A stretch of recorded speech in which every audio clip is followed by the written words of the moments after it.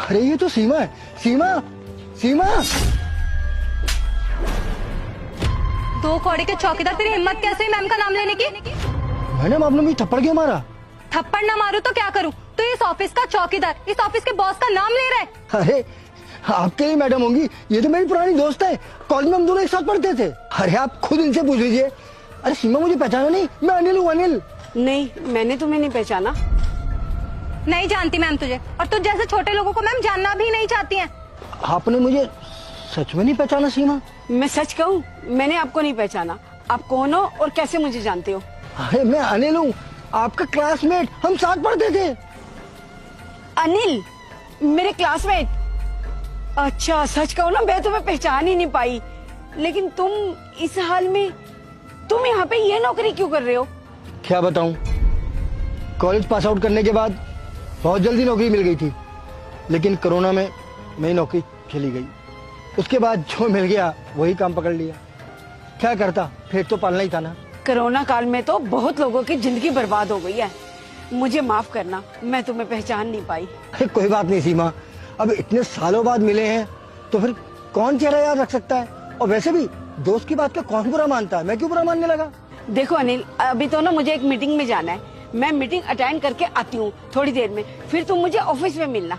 ठीक है, आप अपना काम निपटा लीजिए। मेरा क्या है, मैं तो यहीं पे खड़ा हूँ।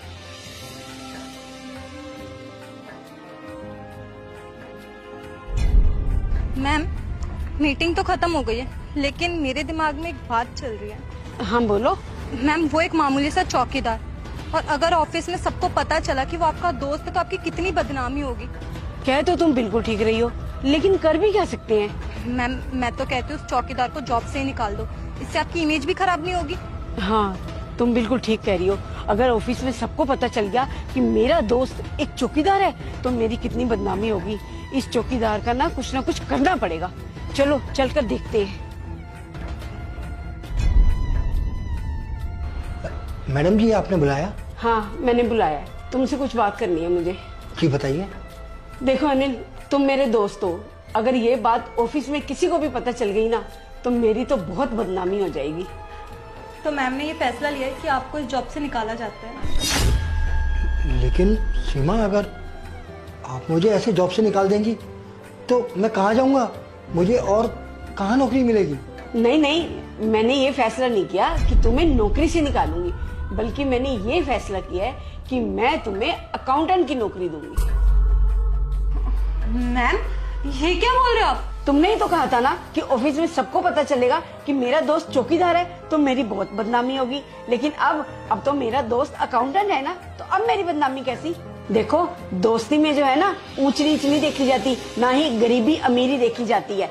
दोस्ती दोस्ती होती है। अगर तुम्हारा दोस्त गरीब है और तुम्हें शर्म आती है उसे अपना दोस्त कहने में, तो तुम उसके लिए इतना कुछ करो कि तुम्हारा दोस्त भी अमीर हो जाए। सीमा, तुम बाकी बहुत अच्छी हो, तुम महान हो।